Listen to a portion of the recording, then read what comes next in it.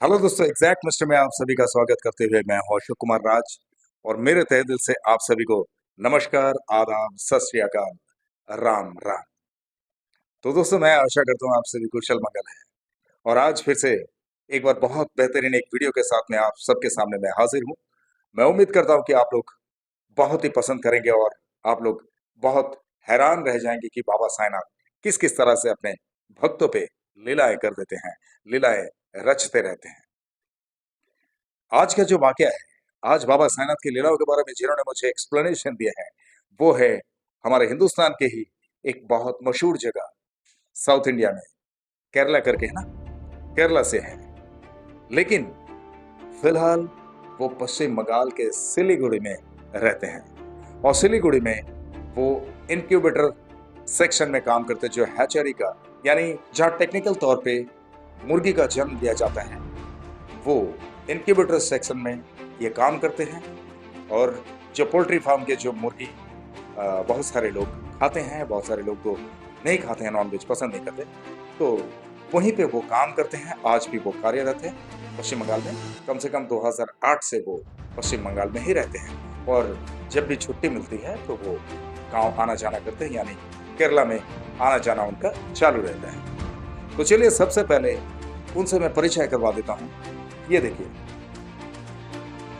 ये है हमारे साई परिवार का भाई।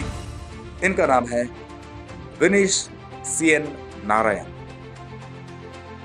और इन्होंने बाबा साईनाथ के बारे में इतनी खूबसूरत तरीके से लीलाओं के बारे में वर्णन दिया है कि क्या बताऊं, आप लोग वाकई बड़े खुश हो जाए। मैंने इनसे पूछा कि आप बाबा को कितना दिन से मानते हैं और कैसे बाबा के लगाव में आपका आना हुआ, कैसे बाबा के भक्ति में आना हुआ, और बाबा की भक्ति में आने के बाद आपको किस तरह से महसूस होता है।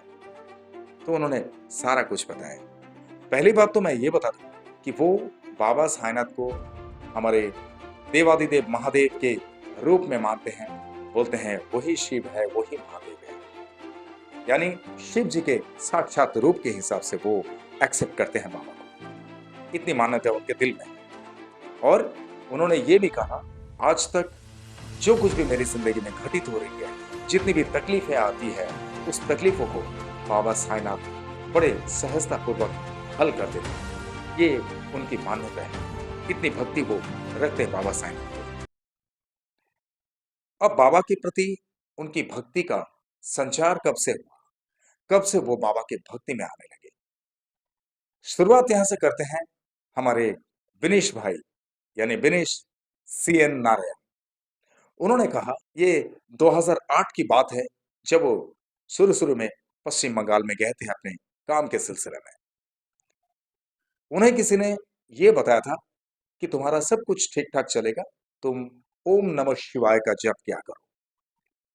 और वो ओम नमः शिवाय का जप करते रहे, काफी दिनों तक करते रहे। लेकिन ऐसा करते करते अचानक से उनके सामने एक सीरियल दिखाई दिया।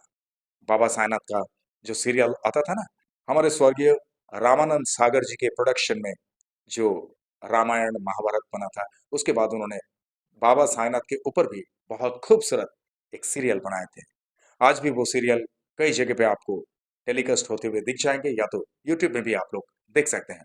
बहुत ही खूबसूरत तरीके से बाबा की लीलाओं को उन्होंने उठा के लाए हम सबके लिए, और बाबा की वाणियों को हम तक पहुंचाने के लिए बहुत हमारी मदद की हमारे रामानंद सागर जी। उनको इसके लिए मेरे तहे दिल से एक बार सैल्यूट है। तो उनका वो सीरियल देखते देखते ये बहुत भाव विभोर हो गए थे। बाबा के प्रति इनका आकर्षण, बाबा के प्रति इनका लगाव दिन ब दिन बढ़ता ही जा रहा था।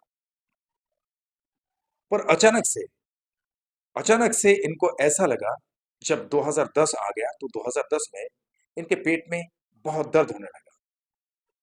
और जैसे ही पेट में दर्द होने लगा, तो वो दर्द इनका असहनीय था। तुरंत उन्होंने वहां पे, यानी सिलीगुड़ी में, किसी एक डॉक्टर के पास गए। और डॉक्टर ने उनको चेकअप करके बताया कि आपके किडनी में स्टोन हो गया है, और ये स्टोन जो है, सिर्फ और सिर्फ एक ही रास्ता है, इसका इलाज ऑपरेशन करना पड़ेगा। अब वो तो डर गए। यहाँ तक कि हमारे विनेश भाई ये कहते हैं कि मुझे सुई से भी डर लगता है, यानी जब डॉक्टर इंजेक्ट करते हैं, इंजेक्शन से भी उन्हें बहुत डर लगता है।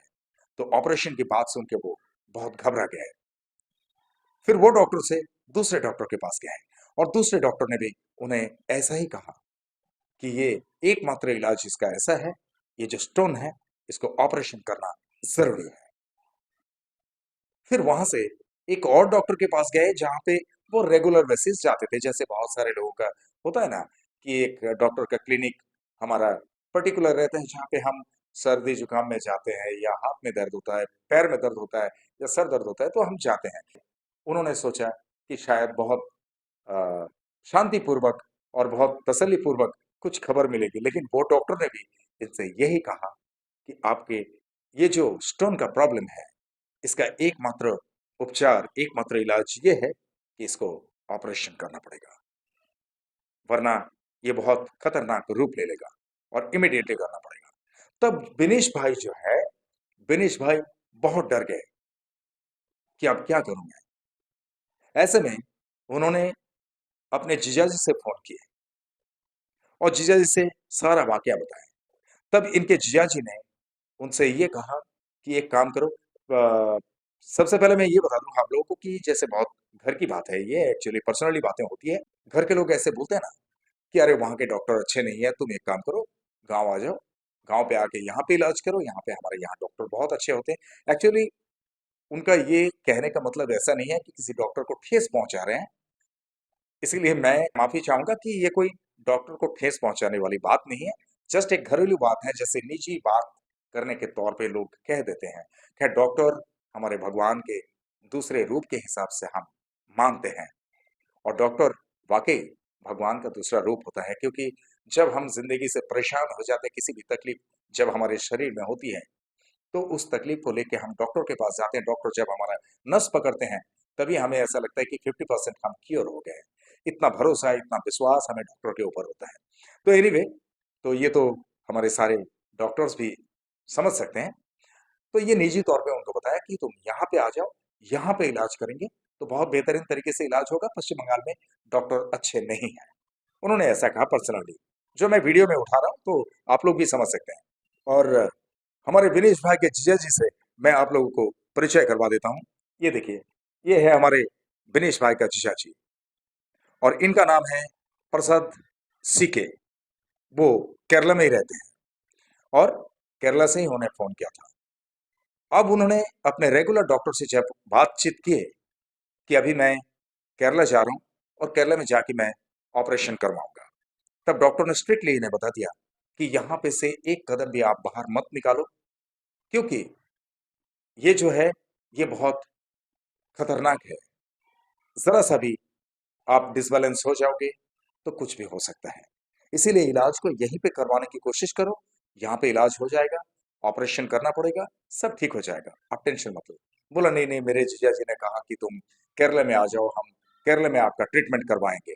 तो ये बातचीत करते हुए डॉक्टर ने कहा कि ठीक है, अगर आपको दिलचस्पी नहीं है पश्चिम बंगाल में ट्रीटमेंट करने का, तो आप जा सकते हैं केरला में। लेकिन केरला में अगर जा रहे हो तो आप ट्रेन से मत जाओ, आप जाना है तो फ्लाइट से जाओ, ये बेहतर रहेगा, क्योंकि आप इमीडिएटली वहां पे पहुंचोगे और इमीडिएटली आपको ट्रीटमेंट की जरूरत है। और ये सोच के उन्होंने पश्चिम बंगाल से फ्लाइट लिए और फ्लाइट से ही वो पहुंचे केरला। और केरला में जाके जब वो डॉक्टर के पास गए अपने जीजा जी के साथ में, तो जीजा जी के साथ में जिस डॉक्टर के पास गए, वो डॉक्टर इनका इलाज करने से पहले उनका टेस्ट रिपोर्ट निकाला, चेकअप किया, और चेकअप करने के बाद इन्हें जो चेकअप रिजल्ट दिया था, चेकअप रिपोर्ट, तो वो चेकअप रिपोर्ट भी आप लोगों को दिखाता हूँ। ये देखिए, ये है हमारे बिनेश भाई का चेकअप रिपोर्ट। आप लोग इसको पॉज करके भी देख सकते हैं कि स्टोन कितना खतरनाक था। और स्टोन खतरनाक होने की वजह से ये घबराए जा रहे हैं, घबराहट कम होने का नाम नहीं ले रहा है। जो सुई से डरते हैं, इंजेक्शन से डरते हैं, तो आप समझ सकते हैं कि उनके मन में क्या बीत रहा होगा। तो फिर एक डॉक्टर से बात की, अब वहां पे फिर दूसरे डॉक्टर के पास गए, और अब जो है इनकी घबराहट इतनी बढ़ गई कि वो बाबा साईनाथ से प्रार्थना करने लगे। अब तक जो है बाबा साईनाथ भी वो भूल गए थे, और उन्होंने कहा कि सीरियल में जिस तरह से बाबा की वाणी हम सुनते थे, जिस तरह से बाबा बातचीत करते हैं कि अगर पेट में दर्द हो तो कैसे कैसे क्या करना चाहिए, ये सब बाबा बताते हैं। और बाबा किस तरह से अपनी कृपा दृष्टि से सारा कुछ सही कर देते, वो उनके दिमाग में अब असर होने लगा, घूमने लगा। तब वो बाबा से प्रार्थना करने लगे कि बाबा, मेरी प्रार्थना आपसे ये है कि अगर बिना ऑपरेशन का ये ठीक होने का रास्ता मिल जाए तो मुझे बड़ी खुशी होगी बाबा। मुझे ऑपरेशन से बहुत डर लगता है, ये सब कुछ आपके ऊपर है। आप सब जानते हैं मेरे मन की भावनाएं, मेरे मन में क्या चल रहा है। तो बाबा प्लीज आप ऐसा कुछ करो कि बिना ऑपरेशन से सही हो जाए। और उसके बाद एक और डॉक्टर के पास गए, और उस डॉक्टर के पास जब गए तो वो डॉक्टर ने कहा कि हमें सबसे पहले एक्सरे करना पड़ेगा, और एक्सरे करने के बाद हमें देखना पड़ेगा कि वो स्टोन का पोजीशन क्या है, स्टोन का मेजरमेंट क्या है। और उसके बाद पता है आप लोगों को क्या हुआ? वो जब उनके पास गए, उन्होंने एक्सरे निकाले, और एक्सरे निकालने के बाद जब एक्सरे रिपोर्ट इन्हें सौंप रहे हैं, तो एक्सरे रिपोर्ट सौंपते हुए इन्हें कहा कि आपके शरीर में कहीं पे भी कोई स्टोन नहीं दिखा दे रहा है, चाहे पेट में हो, लिवर में हो या किडनी में, कुछ भी नहीं है। बोला आपको कुछ दर्द होता है, उल्टी होती है, उल्टी की कुछ फीलिंग होती है, यानी सेंसेशन? बोले नहीं ऐसा तो कुछ नहीं, दर्द तो बिल्कुल है नहीं। ये डॉक्टर ने कहा था कि स्टोन है, ऑपरेशन करना पड़ेगा। बोला नहीं नहीं, स्टोन वगैरह कुछ नहीं। बोलिए मेरे साथ, ओम साई राम। आप समझ गए ना कि कैसे संभव हो सकता है। और इन्होंने, यानी विनेश भाई ने ये कहा था कि बाबा अगर बिना ऑपरेशन का ये तकलीफ ठीक हो जाए तो मैं आपके दर्शन में आऊंगा शिरडी में। ओम साई राम। और हुआ भी ऐसा ही। वो 2010 में जैसे ही केरला में जाने के बाद उन्हें ये पता चला कि डॉक्टर ने कह दिया कि किसी तरह का कोई स्टोन आपके शरीर में कहीं पे भी नहीं है, आइदर लिवर में, आइदर आपकी किडनी में, कहीं पे भी नहीं दिख रहा है। ओम साई राम। तो उन्होंने प्लानिंग किया कि मैं जाऊंगा शिरडी में बाबा का दर्शन करने के लिए, बाबा को धन्यवाद करने के लिए, बाबा से रूबरू होके बाबा को मैं धन्यवाद करूंगा कि बाबा तुम्हारी कृपा असीम है, तुम्हारी कृपा अपरंपार है, तुम्हारी लीला वाकई अपरंपार। इसीलिए तो मैं हर वीडियो में कहता हूं ना कि हमारे बुजुर्गों ने कह दिए कि बाबा साईनाथ त्रिलोकनाथ है, बाबा साईनाथ त्रिकालदर्शी है, बाबा साईनाथ अंतर्यामी है, बाबा साईनाथ ब्रह्मांड नायक है। यही है हमारे बाबा साईनाथ का कमाल। तो वो शिरडी जाने के लिए प्लानिंग करने लगे, और शिरडी जाने के लिए जब प्लानिंग करने लगे तो उन्होंने सोचा कि मैं पहली बार शिरडी जा रहा हूं, काश मेरे साथ में कोई एक पार्टनर होता। वो भी देखिए, वो मन ही मन सोचने लगे, और बाबा का बुलावा है, और तभी वो इतना उत्सुक हो गए बाबा के दर्शन करने के लिए। और बाबा के दर्शन में जाने के लिए जब मन ही मन बता दिया कि कोई अगर मेरे साथ में होता तो काश बहुत अच्छा होता, और मैं बाबा का दर्शन में आराम से जा सकता था। क्योंकि एक कंपनियन, कोई भी अगर हमारे साथ में कोई दोस्त मित्र हो तो बड़े आराम से हम उस जर्नी को कंप्लीट करते हैं, ये तो खास बात है ही। इसीलिए वो भी सोचने लगे कि अकेले जा रहा हूँ, पहली बार जा रहा हूँ, यानी 2010 में वो पहली बार बाबा के दर्शन में जाने के लिए सोचे। अचानक से उनका ही एक दोस्त, वो कलकत्ता से है, तो वो उनसे कहा कि भाई तुम शिरडी जा रहे हो क्या, मैंने सुना है। बोला हाँ हाँ। तुमने कैसे सुना? तो बोला कि नहीं, मुझे खबर मिला है कि तुम शिरडी जाने वाले हो, और मैंने ये देखा कि तुम अगर शिरडी जा रहे हो तो मैं मुंबई में तुम्हारे साथ जाना चाहता हूँ, मुंबई तक, क्योंकि मुझे मुंबई घूमना है। और मुंबई में वो जो आतंकवादी हमला हुआ था ना, गेट ऑफ इंडिया के सामने ताज होटल में, तो वो जगह देखना है मुझे, गेट ऑफ इंडिया देखना है। मैंने कभी जिंदगी में देखा नहीं, तो तुम्हारे साथ में अगर जाऊं तो वो जगह देख सकता हूँ, क्योंकि आज तक तो हम टीवी में देखे हैं, लेकिन मैं अपनी आंखों से अगर देखूंगा तो मुझे बड़ी खुशी होगी। तो इन्होंने कहा कि ठीक है, एक काम करो, तुम मुंबई क्यों, मुंबई चलो, मुंबई में घूम लेंगे हम, ताज होटल देखेंगे, गेट ऑफ इंडिया देखेंगे, और वहां से हम लोग सीधा चलेंगे बाबा के दर्शन में शिरडी। तब इनके दोस्त ने क्या कहा पता है? इनके दोस्त ने कहा नहीं नहीं नहीं नहीं, मैं शिरडी वगैरह नहीं जाऊंगा, अरे वो तो सोने के सिंहासन पे बैठे हुए रहते हैं, मैं तो बाबा लोकनाथ का भक्त हूं, मैं बाबा लोकनाथ को मानता हूं। तो बाबा लोकनाथ को तो आप लोग जानते हैं, इससे भी पहले एक वीडियो में आप लोग को दिखाया था मैंने। ये देखिए, ये है बाबा लोकनाथ की तस्वीर। तो बाबा लोकनाथ भी ऐसे ही हैं जैसे बाबा हैं। हाँ, वो एक बहुत महान संत थे और वो हमेशा अपने भक्तों की अच्छाई करते थे और अच्छाई चाहते थे। आज भी वो ऐसे ही करते हैं, जो भी उन्हें मानते हैं। उनके ऊपर उनके करोड़ों भक्तों की भक्ति है और उनके ऊपर बहुत सारे भक्त जो है मान्यताएं रखते हैं और वो भी पूरा करते हैं। बाबा लोकनाथ, इन लोगों का तो काम ही ये है। और बाबा जो है, बाबा साईनाथ, हमारे बाबा साईनाथ ने तो ये कह दिया कि तुम जहां कहीं भी रहो, मेरी निगाहें तुम पर हमेशा के लिए होता है। ओम साईनाथ। तो उनका दोस्त जो है उनके साथ चलने के लिए राजी हो गए, बहुत बातचीत करने के बाद, कि ठीक है, चलो हम भी जरा घूम लेंगे। आज तो वो भी बाबा साईनाथ को मानते हैं। बाबा साईनाथ को जहां देखते हैं वहां नमस्कार करते हैं। तो वो लोग आए मुंबई और सिलीगुड़ी से मुंबई पहुंचे। मुंबई पहुंचने के बाद उन लोग घूमे Gate of India, Taj hotel जहां पे आतंकवादी हमला वगैरह हुआ था। वैसे ऐतिहासिक तौर पे अगर देखा जाए, ताज होटल या गेट ऑफ इंडिया, वो तो ऐतिहासिक है ही। आज भी बहुत सारे लोग मुंबई में आते हैं स्पेशली घूमने के लिए। मुंबई में बहुत सारे दर्शनीय स्थान है, बहुत खूबसूरत लगता है घूमते हुए। और उन लोग भी इसी तरह से मुंबई में घूमने लगे। ताज होटल देखे, गेट ऑफ इंडिया देखे। अब वहां से जो है बारी आती है शिरडी कैसे जाएंगे। इन्हें कुछ भी पता नहीं कि शिरडी यहाँ से कैसे पहुंचना है। उन लोग किसी से पूछने लगे कि भाई यहाँ से हम शिरडी जाना चाहते हैं, तो शिरडी कैसे जाएंगे। उन्हें किसी ने गाइड किया कि ये जो बस है, इस बस में बैठ जाओ। उन लोग बस में बैठे और बस में बैठने के बाद उन लोग बोले कि हमें शिरडी जाना है, कैसे जाएंगे। तो वो बस वाले ने कुछ इन लोगों का आओ दिखाना था, इन लोगों को बोला निकलो निकलो यहाँ से बस से। तो बस से निकाल दिए, नीचे उतार दिए बेवजह। कुछ कारण नहीं था, उन्हें थोड़ा गाइड कर सकते थे कि कैसे जाओगे क्या नहीं, लेकिन गाइड नहीं किया। फिर दूसरे इंसान से पूछे, दूसरा इंसान बोल रहे कि भाई कहाँ जाना है आपको। तो बोले कि हम शिरडी जाएंगे। बोले शिरडी यहाँ से थोड़ी रह जाते हैं।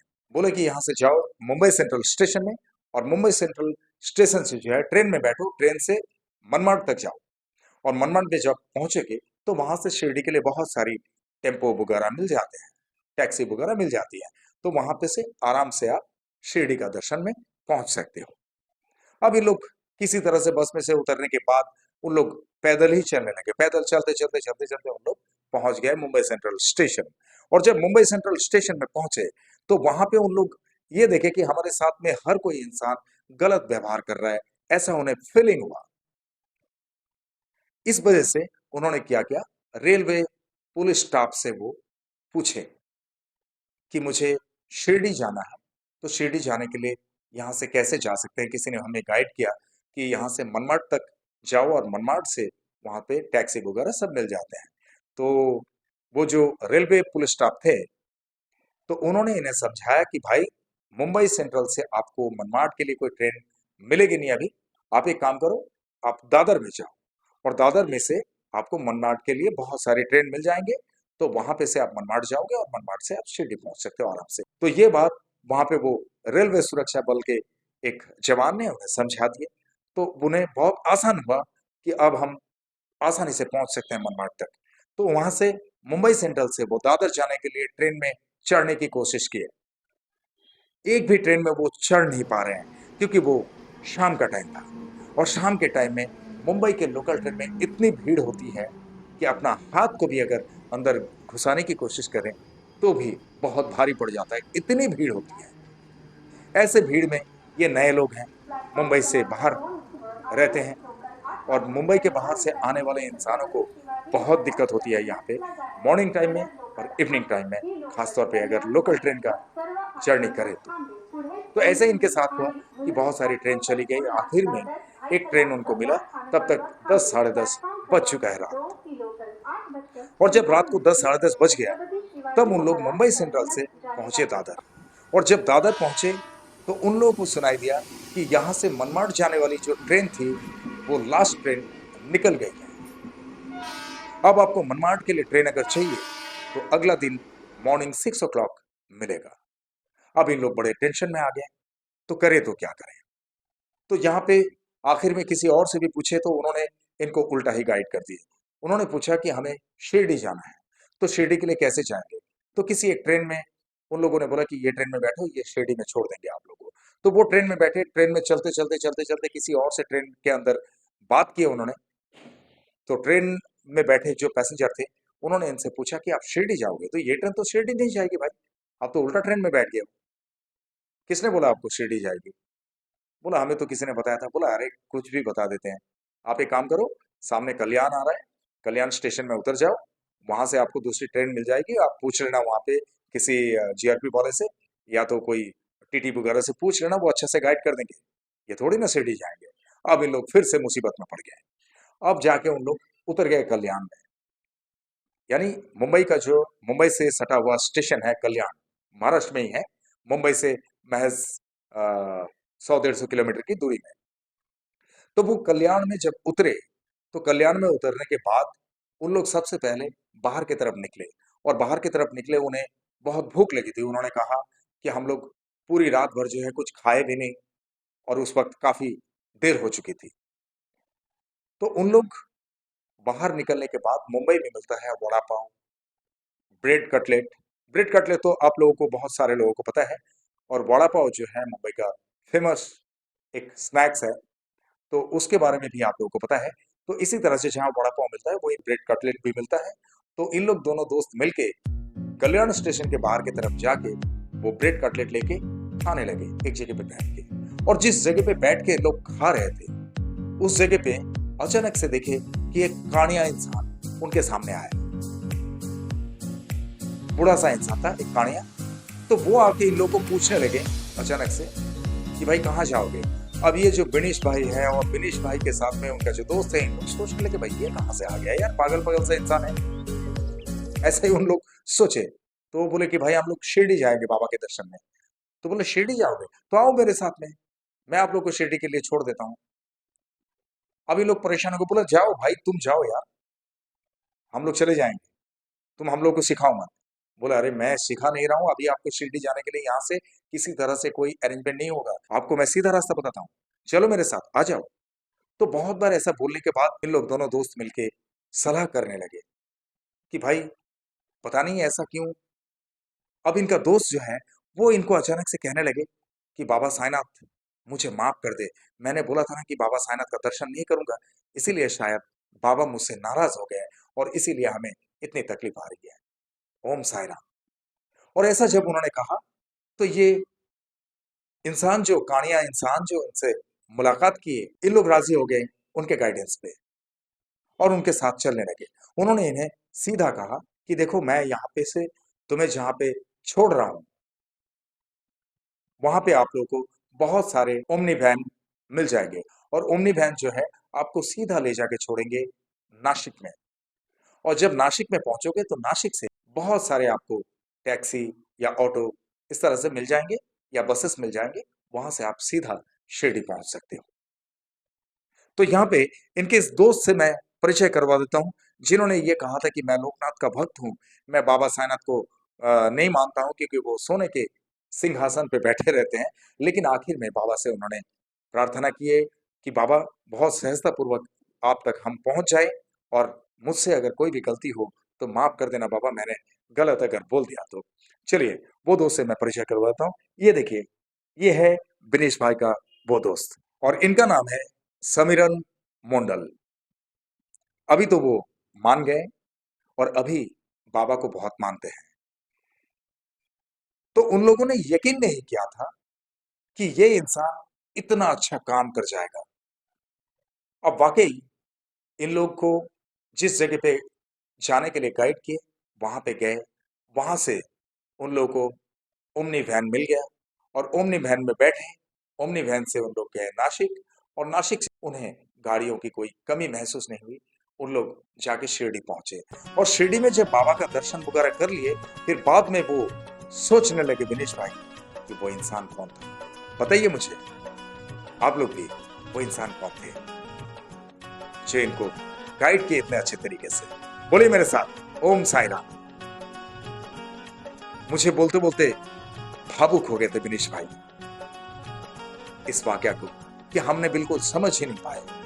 आज मुझे यही लगता है कि वो साक्षात बाबा साईनाथ ही थे। बोले लेकिन मुझे बहुत दुख है इस बात की कि उन्हें देख के तो मैं पागल ही समझ रहा था, एक कानिया इंसान था। और ऐसे आके अचानक से हमें कहने लगे, समझ गया ना?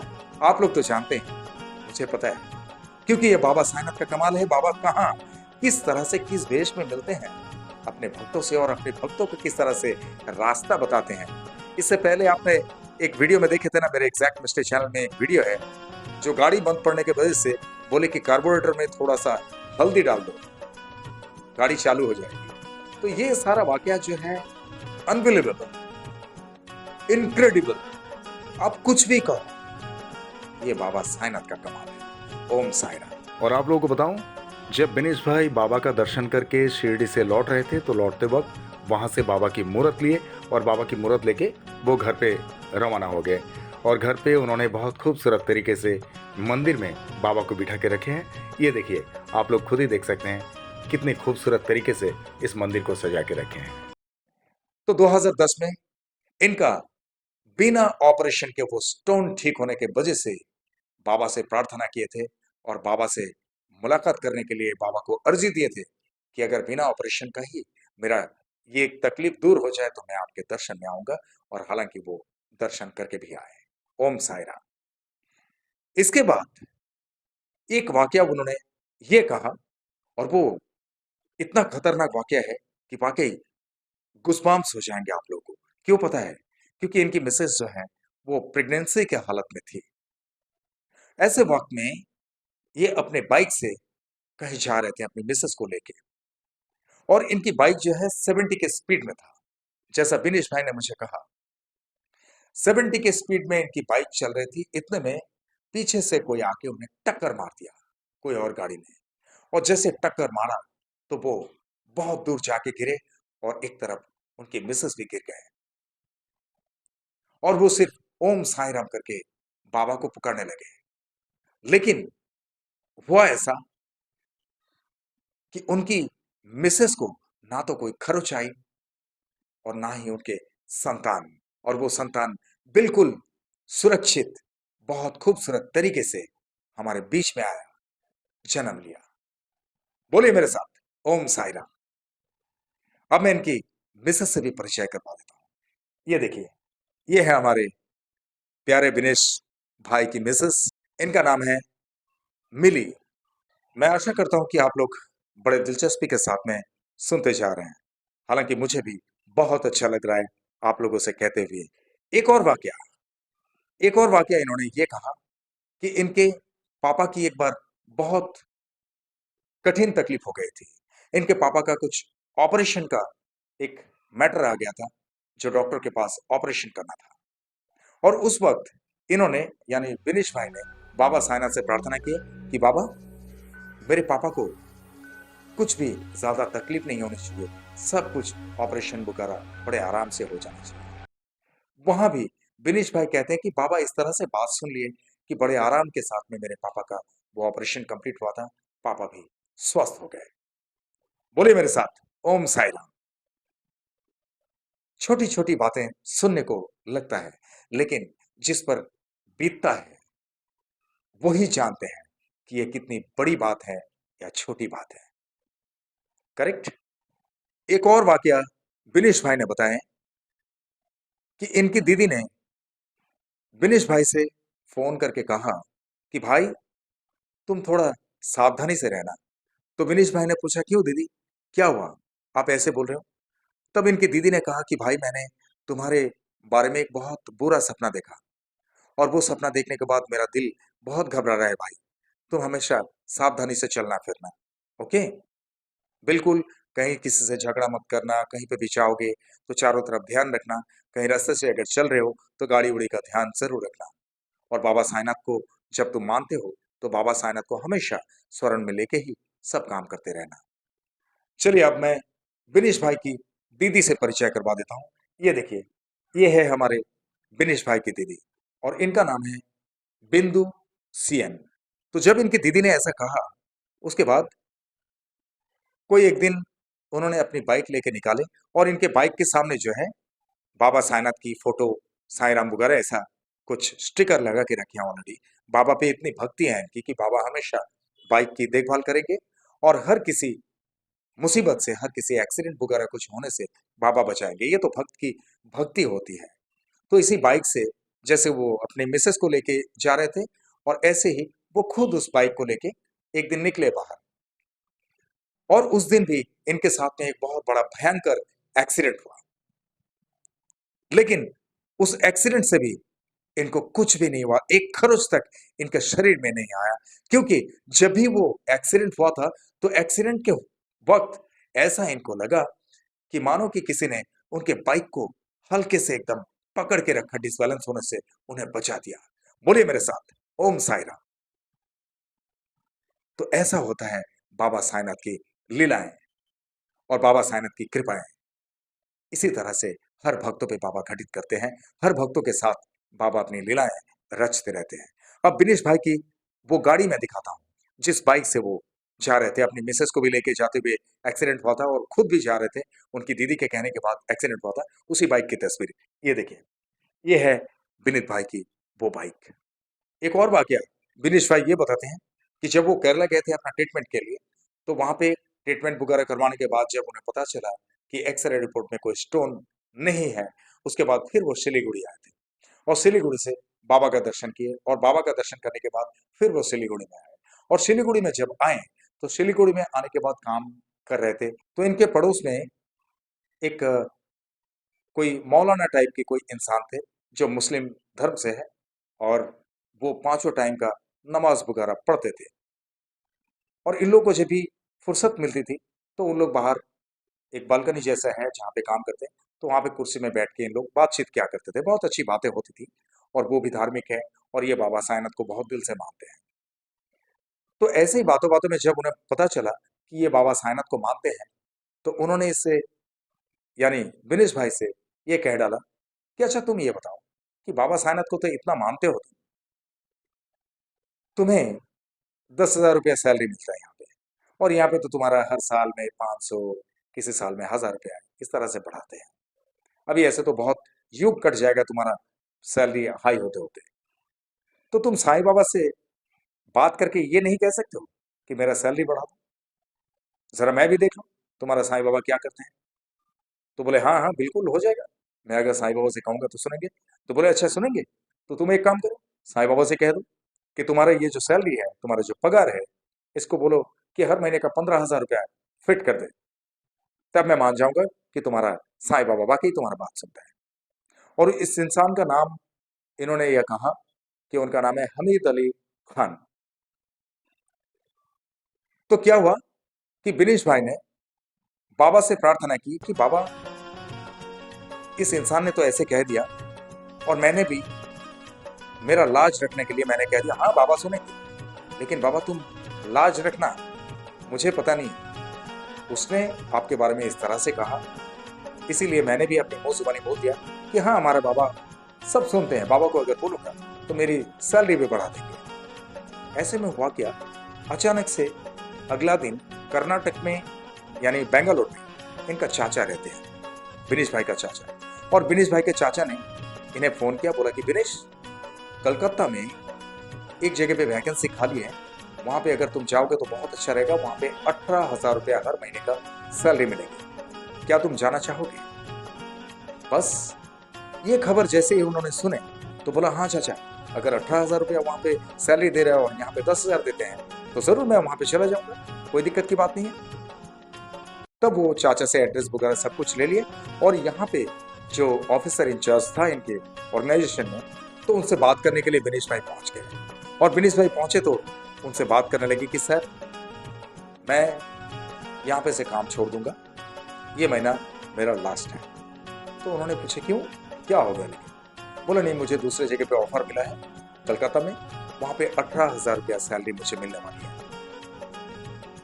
बोला 18,000 रुपया, अच्छा, तो यहाँ पे अगर तुम काम करोगे तो तुम ये बताओ कि तुम्हें कितना सैलरी होने से तुम यहाँ पे काम करते रहोगे? तो इन्होंने कहा कि देखिए, मुझे कम से कम अगर 15,000 रुपये आप सैलरी कर देंगे यहाँ पे तो मैं यहाँ काम करूंगा, क्योंकि हर साल में 500 रुपया 1,000 रुपया बढ़ रहा है सर, इतने दिनों से मैं काम कर रहा हूँ 2008 से, और इस तरह से अगर पगार बढ़ता रहेगा तो बहुत युग बीत जाएगा। तो बोले अच्छा ठीक है, एक काम करो, अगले महीने से तुम्हारा सैलरी जो है 15,000 कर दिया जाएगा, बस तुम काम यहीं पे करो, कहीं जाने की जरूरत नहीं। बोलिए मेरे साथ ओम साई राम।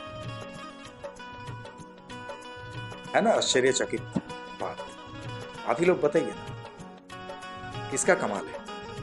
उन्होंने अपना लाज बचाने के लिए बाबा साहब से ये कह दिए थे कि हाँ बाबा साहब को मानता हूं, सामने वाले के पास हम झुकेंगे क्यों।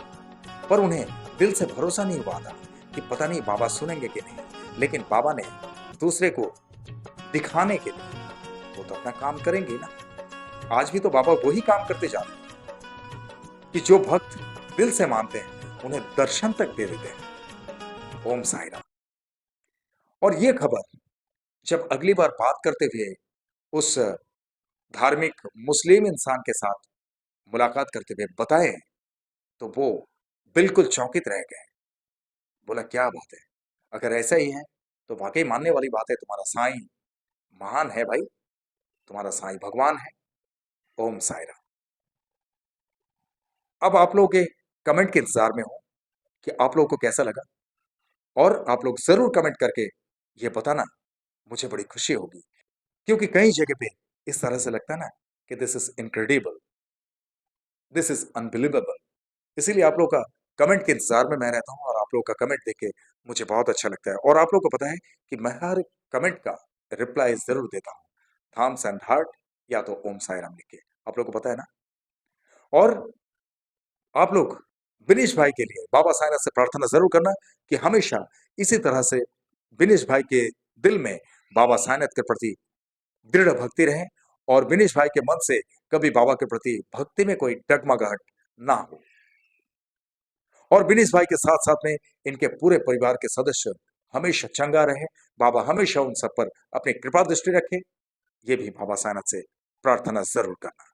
और आप लोगों में से भी किसी के साथ में अगर बाबा साईनाथ की लीला इस तरह से कुछ घटित हुई है, तो आप लोग मुझे अंडरलाइन में दिए हुए इस नंबर पे सीधा संपर्क कर सकते हैं, या तो मुझे व्हाट्सएप में टेक्स्ट कर सकते हैं। मैं अपने फ्री टाइम में आपसे संपर्क कर लूंगा, और आपके साथ घटित हुई बाबा साईनाथ की लीलाओं को इसी तरह से मेरे एग्जैक्ट मिस्ट्री चैनल में लेके आऊंगा, आई प्रॉमिस इट। लेकिन हाँ, फोटो एंड नाम शेयर करने में बिल्कुल पीछे मत हटना, otherwise I will have to think about it. Okay. और जिस तरह से आप लोग मुझे प्यार करते आ रहे हैं, जिस तरह से आप लोग मुझे प्यार देते आ रहे हैं, इसी तरह से हमेशा आप लोग के प्यार की जरूरत है। आप लोग का प्यार हमेशा मेरे सराखों पे है। आप लोगों का प्यार और मेरे साईं की कृपा अगर मेरे साथ में हो तो I can do lot of things. इसीलिए आप लोग के दिल में एक छोटी सी जगह मेरे लिए जरूर रखना, जहाँ पे अशोक कुमार राज वो एग्जैक्ट मिस्ट्री हमेशा के लिए रह सके। और आप लोग जो भी मेरे इस चैनल में नए हैं, आप लोग मेरे इस चैनल को लाइक करें, शेयर करें, सब्सक्राइब करें, एंड बेल आइकन को जरूर दबा दें, ताकि मेरे एग्जैक्ट मिस्ट्री चैनल का हर एक वीडियो का नोटिफिकेशन आप लोगों तक सबसे पहले पहुंचे। और जिस तरह से इत्मीनान से आप लोगों ने ये वीडियो देखे हैं, जिस तरह से अपना कीमती वक्त देकर ये वीडियो देखे हैं, इसके लिए आप सभी को मेरे तहे दिल से बहुत बहुत धन्यवाद के साथ में ओम साई राम।